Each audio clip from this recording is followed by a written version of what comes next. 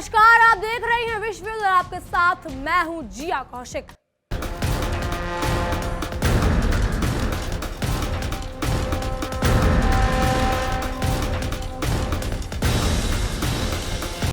दुनिया के नक्शे को जरा अपनी आंख फड़काकर और ध्यान से देख लीजिए दोस्तों, क्योंकि बहुत जल्द ही इस पृथ्वी का भूगोल और इतिहास का दोनों हमेशा हमेशा के लिए बदलने वाला है।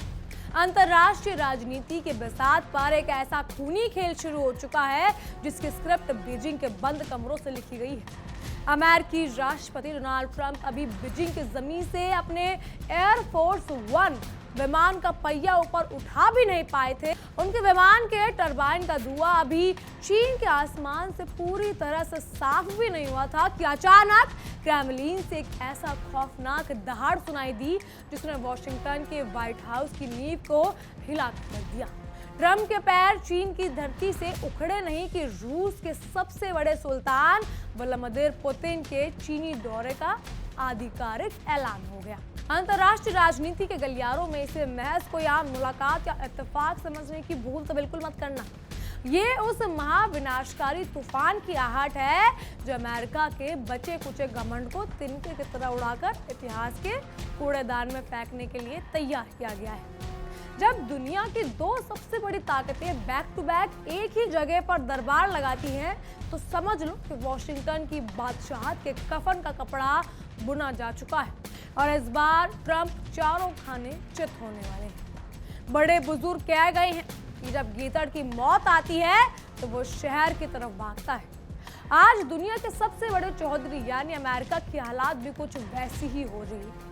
मिडिल ईस्ट में ईरान के साथ जंग की भयानक आग सुलग रही है। पूरे इलाके में बारूद की गंध फैल चुकी है, लेकिन डोनाल्ड ट्रंप अपनी उसी पुरानी सनक, अहंकार और बिजनेसमैन वाले पागलपन में जी रहे हैं, मानो पूरी दुनिया आज भी उनकी बपौतियां जागी हो। ट्रंप को अपने दिमाग पर बड़ा नाज है। उन्हें लगता है कि वो अपनी डील्स या लालच देकर प्रतिबंधों की धौंस जमाकर पूरी दुनिया को अपनी उंगलियों पर नचा लेंगे और ड्रैगन को भी अपनी वश में कर लेंगे। लेकिन ट्रंप महाशय अपनी इस गलतफहमी में ये भूल गए हैं कि इस बार उनका पाला किसी नौसिखिया खिलाड़ी से नहीं बल्कि कूटनीति के सबसे शातिर रिंग मास्टर शी जिनपिंग और दुनिया के सबसे खतरनाक बारूद के सौदेगार व्लादिमीर पुतिन से पड़ा है।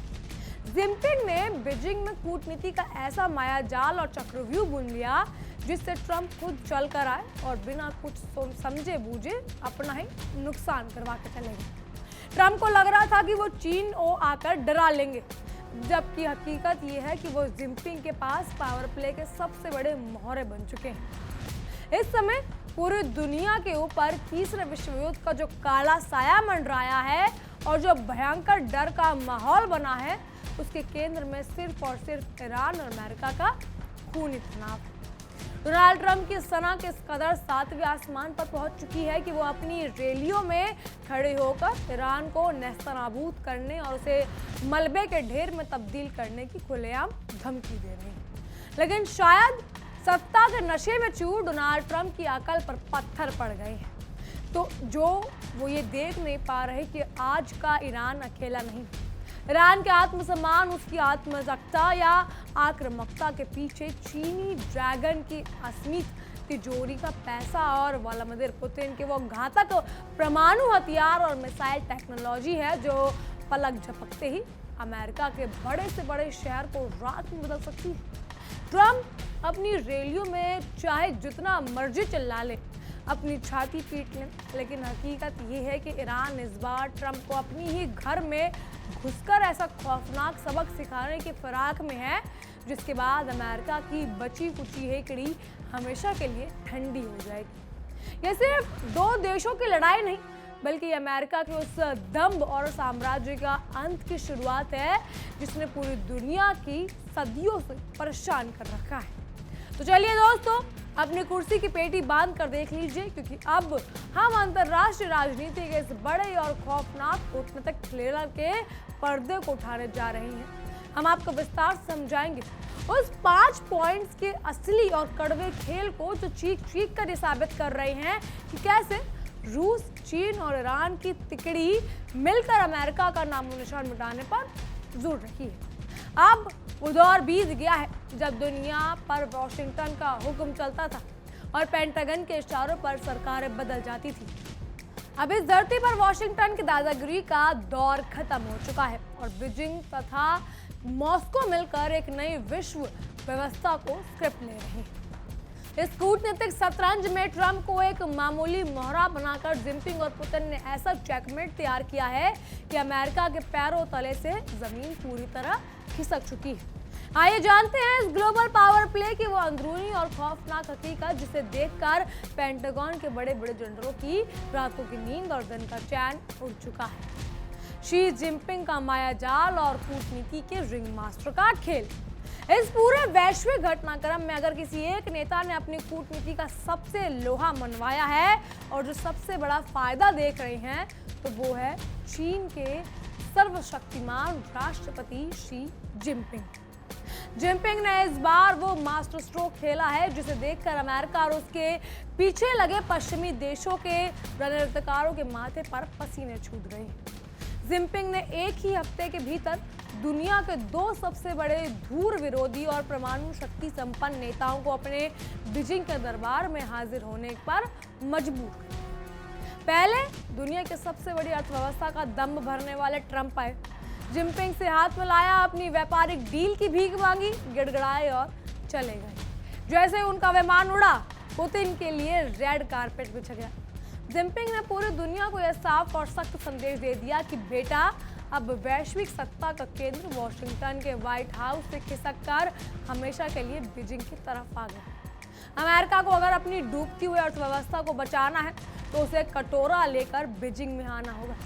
ट्रंप अपनी अमेरिकी फर्स्ट की खोखली बांसुरी बजाते रह गए और यहाँ जिनपिंग ने पूरी महफिल लूटकर अमेरिका को किनारे लगा दिया। ट्रंप के पागलपन का इलाज और ईरान का आक्रामक महाप्लान।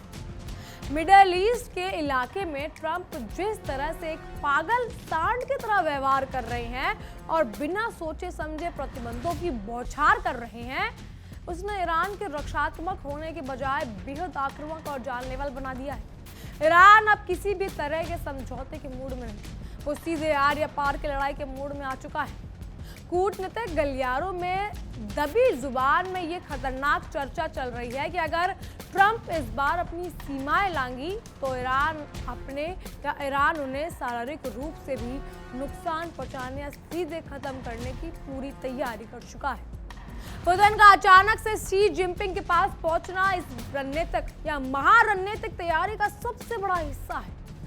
रूस और चीन मिलकर ईरान के चारों तरफ एक ऐसा सुरक्षा कवच और अभेद किला बोल लीजिए तैयार कर रहे हैं, जिसके बाद अगर अमेरिका ने ईरान की तरफ आंख उठाने की जरूरत भी करी तो मॉस्को से चलने वाली हाइपरसोनिक मिसाइलें सीधे वॉशिंगटन का रास्ता नापेंगी।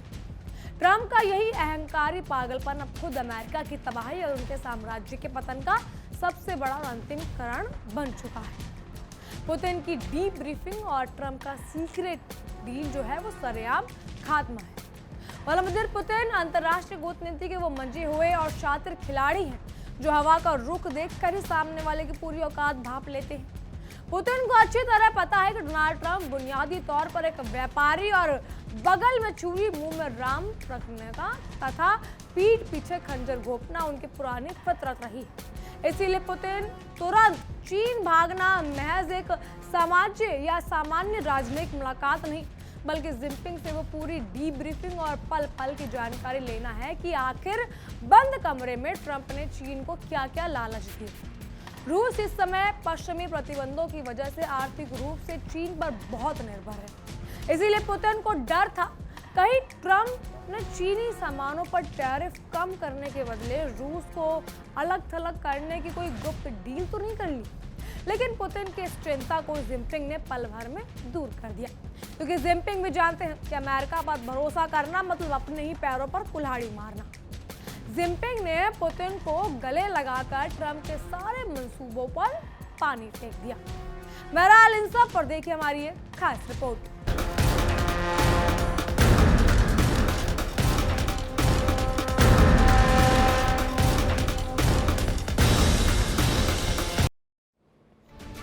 और इसी बीच एक और बड़ी खबर आपको बता देते हैं, इजराइल से जुड़ी हुई ही बड़ी खबर है। बड़ी खबर, इजराइल ने एक बार फिर से लेबनान में किया है भीषण हमला। जी हां, इजराइल ने लेबनान पर एक बार फिर से भीषण हमले शुरू कर दिए हैं। अब खबर यह है कि एक हफ्ते में 440 से ज्यादा ठिकानों पर बड़ा प्रहार हुआ। हिजबुल्लाह के 220 से ज्यादा लड़ाकों को भी ढेर कर दिया गया है। हिजबुल्लाह के हथियार गोदाम पर भी कई ताबड़तोड़ हमले हुए। समझिए, एक तरफ गाजा तो दूसरी तरफ लेबनान। हमलों की बौछार लगातार इजराइल की तरफ से की जा रही है। सीज फायर होने के बावजूद लगातार हमलों पे हमले अभी भी जारी है। अगली बड़ी खबर आपको बता दें, सीज फायर से जुड़ी हुई। सीज फायर के बावजूद इजराइल के हमले बेतरतीब जारी है। अब बड़ी खबर यह है कि इजराइल ने लेबनान में एक बार फिर से बड़ा हमला किया, जिसमें 11 लोगों की मौत हुई है, कई लोग जख्मी हुए हैं। पहले दक्षिणी लेबनान के इलाकों को निशाने पर लेता था इजराइल, लेकिन अब दक्षिण लेबनान नहीं बल्कि लेबनान के मध्य हिस्से में पश्चिमी हिस्से को भी अब टारगेट किया जा रहा है। इजराइल के अनुसार जिन इलाकों में टारगेट किया गया वो हिजबुल्लाह के ठिकाने थे, लेकिन लेबनान की सरकार, लेबनान के हुक्मरान दावा कर रहे हैं कि जिस तरह से इजराइल ने हमले किए उसमें कई मासूम आम जनता की भी मौत की खबर सामने आ रही है। चलिए बढ़ेंगे अगली बड़ी खबर की ओर। एक और बड़ी वॉर ब्रेकिंग, इजराइल लेबनान के बीच सीज फायर बढ़ चुका है। तो सीज फायर बढ़ गया, लेकिन 45 दिनों के लिए सीज फायर बढ़ाया गया। अमेरिका में जो बैठक हुई, लेबनान के प्रतिनिधि ने हिस्सा लिया, लेकिन इसके बावजूद हमले जारी हैं। खबर है कि इजराइल के प्रतिनिधि मीटिंग में शामिल हुए। दोनों ही तरफ से, चाहे लेबनान हो या फिर इजराइल और लेबनान के प्रतिनिधि अमेरिका में आमने सामने हुए, बैठक हुई और यह तय हुआ कि शांति प्रस्ताव बढ़ाना है, सीज फायर बढ़ाना है। और ये सीज फायर 45 दिनों के लिए बढ़ा। साथ ही शर्तों पर भी बातचीत हुई, लेकिन क्या ये शर्तें इजराइल मान रहा है? बड़ा सवाल ये। सीज फायर भले ही बढ़ा दिया गया हो, लेकिन हमले अभी भी लगातार जारी है। बढ़ेंगे आगे। वॉशिंगटन में बैठकर अमेरिका ने इजराइल और लेबनान के बीच अगले 45 दिनों के लिए सीज फायर की मियाद तो बढ़ा दी, कागजों पर दस्तखत भी हो चुके हैं। रविवार को खत्म हो रही समय सीमा अब आगे बढ़ गई है। दुनिया राहत की सांस ले रही है कि चलो 45 दिनों तक बंदूकों से आग नहीं बरसेगी। लेकिन रुकिए जरा, क्या ये सचमुच शांति की शुरुआत है या फिर ये महाविनाश से पहले का वो सन्नाटा है जिसमें इजराइल और अमेरिका मिलकर ईरान और उसके पूरे प्रॉक्सी नेटवर्क की कब्र खोदने की तैयारी कर रहे हैं? एक तरफ शांति का दिखावा और दूसरी तरफ ईरान को मटियामेट करने की फाइनल टारगेट लिस्ट। सवाल बड़ा, अगर अगले हफ्ते ट्रंप और नेतन्याहू ने ईरान पर महाप्रहार कर दिया तो क्या इस सीज फायर की हैसियत रद्दी के टुकड़े से ज्यादा रह जाएगी? क्योंकि बगैर ईरान के हिजबुल्लाह सांस नहीं ले सकता और हिजबुल्लाह पर चोट ईरान बर्दाश्त नहीं कर सकता।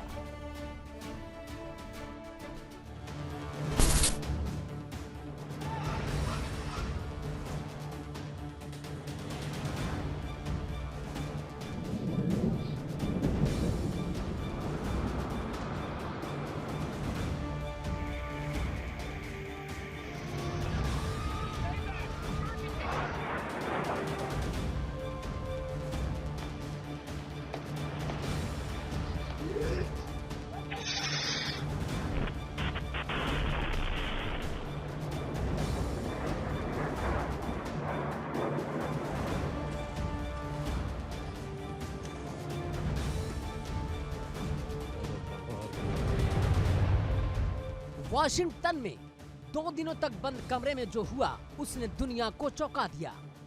डोनाल्ड ट्रंप की सीधी दखल के बाद इजराइल और लेबनान के जनरल आमने सामने बैठे। लेबनान की आधिकारिक सरकार ने हिजबुल्लाह की धमकियों और कड़े विरोध को नजरअंदाज मारकर इस शांति वार्ता में हिस्सा लिया। नतीजा क्या निकला? नतीजा ये है कि 16 अप्रैल को लागू हुआ सीज फायर अगले 45 दिनों के लिए और बढ़ा दिया गया।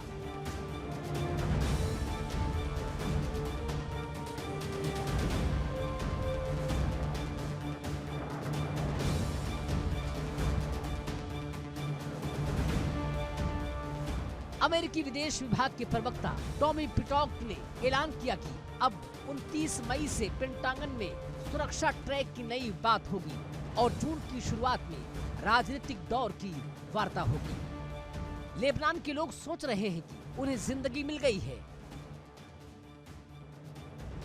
इजराइल के राजदूत यही एल लीटर कह रहे हैं कि बातचीत सकारात्मक है, लेकिन इस शांति के पीछे जो बारूद पक रहा है उसकी हकीकत बेहद खौफनाक है। अब आप क्रोनोलॉजी समझिए कि आखिर ये सीज फायर है क्या। याद कीजिए 2 मार्च को जब ईरान और इजराइल की जंग शुरू हुई थी, उसके ठीक 3 दिन बाद हिजबुल्लाह ने इजराइल पर मिसाइलें दागी थी।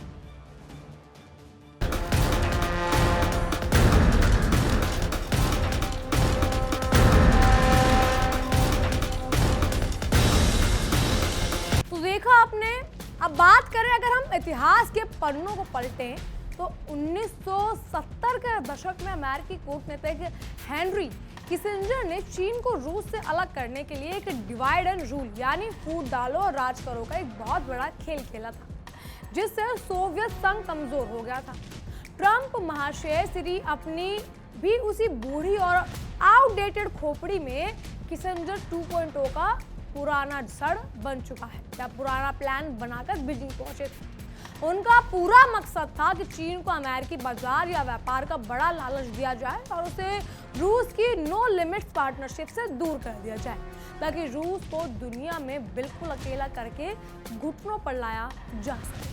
लेकिन यहाँ ट्रंप पूरी तरह मात खा गए और उनका दांव उल्टा पड़ गया। पुतिन ने चीन कदम रखते ही अमेरिका की इस घटिया और पुरानी रणनीति की सरेआम धज्जियां उड़ा देनी है। पुतिन और जिनपिंग की ये दोस्ती अब कूटनीति का अंगद का प्यार बन चुकी है, जिसे हिलाना तो दूर, छूने की औकात भी अब खोखले और कर्ज में डूबे चुके अमेरिका में नहीं बची है। अब बात अगर करें रूस और चीन के बीच ये जो नो लिमिट्स यानी बिना किसी सीमा वाली रणनीतिक साझेदारी अब अमेरिका और उसके नेटो सहयोगियों के लिए दुनिया का सबसे खौफनाक द्विसपना बन चुकी है।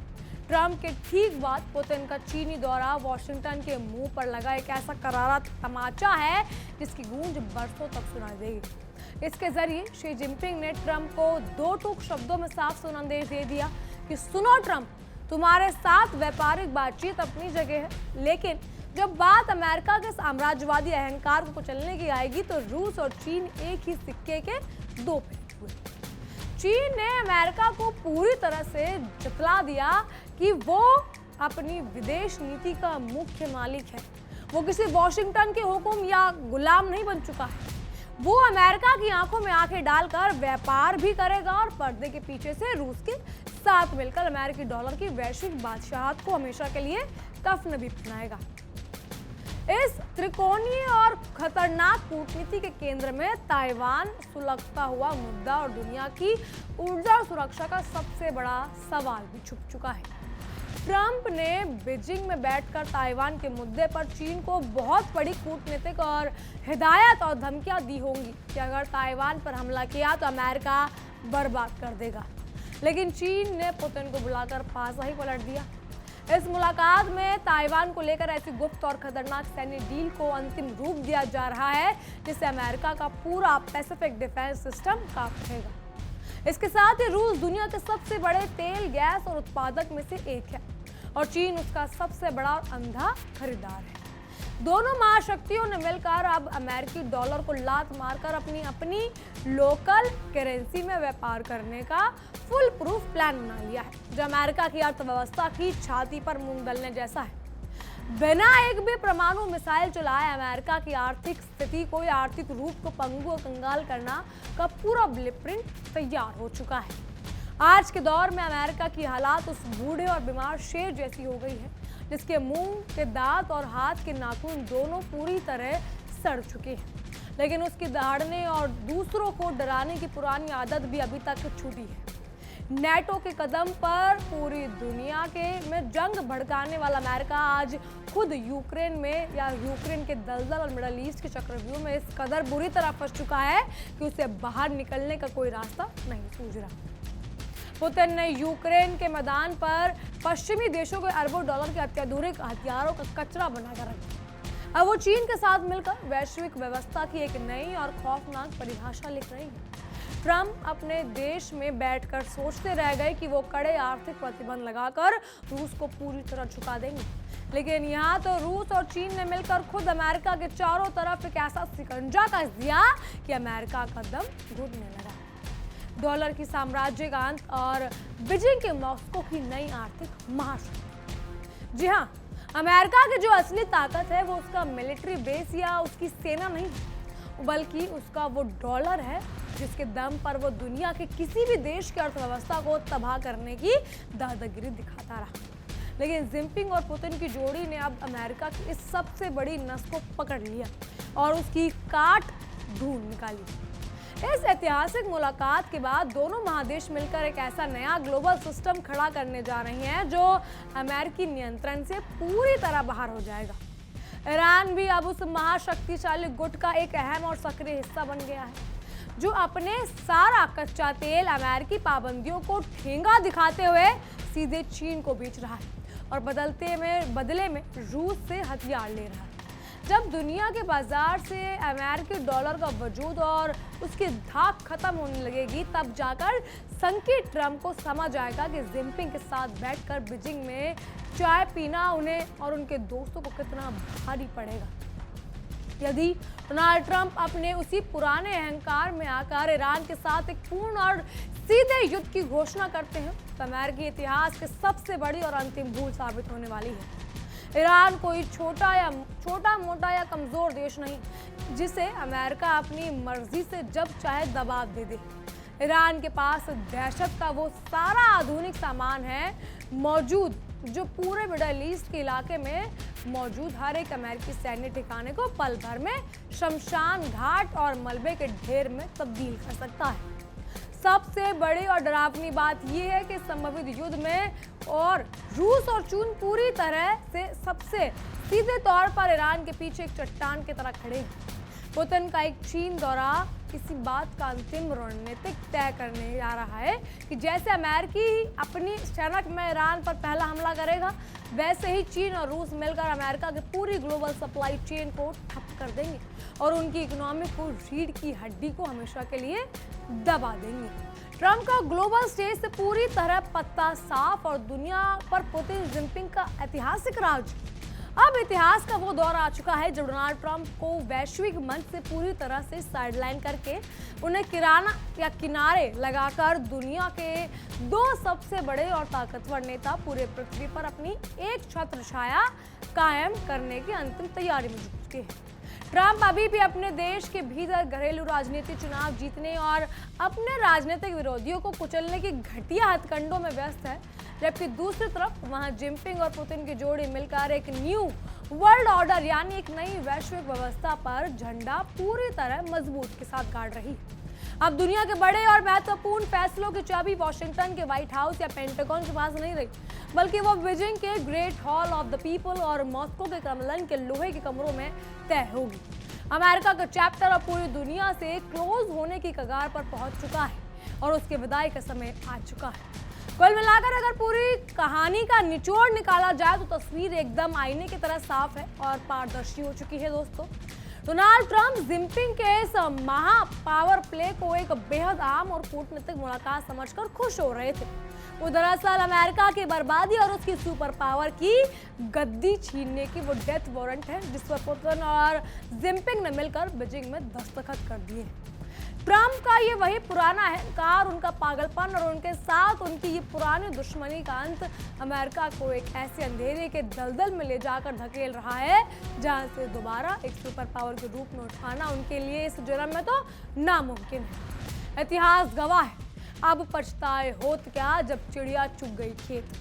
डोनाल्ड ट्रंप जब तक चीन के इस गहरी चालबाज और त्रिकोणीय कूटनीति चाल को अपनी व्यापारी खोपड़ी से समझ पाएंगे, तब तक देर हो चुकी होगी और पूरी दुनिया की कमान आधारिक रूप से रूस चीन के इस अजय जोड़ी के हाथों में हो चुकी होगी, जहां अमेरिका सिर्फ तमाशा देखता रह जाएगा। बहरहाल इन सब पर आपकी क्या राय है, हमें कमेंट के जरिए जरूर बताइएगा। फिलहाल के लिए इतना ही। तमाम खबरों के लिए बने रहिए इंडिया डेली के साथ और देखते रहिए हमारी एक खास पेशकश विश्व युद्ध। देखिए इंडिया डेली 24/7 अब आपके स्मार्ट टीवी पर। इंडिया डेली मौजूद है सभी डिजिटल प्लेटफॉर्म पर लाइव और लगातार। इंडिया डेली 24/7 हर दिन राष्ट्र को समर्पित।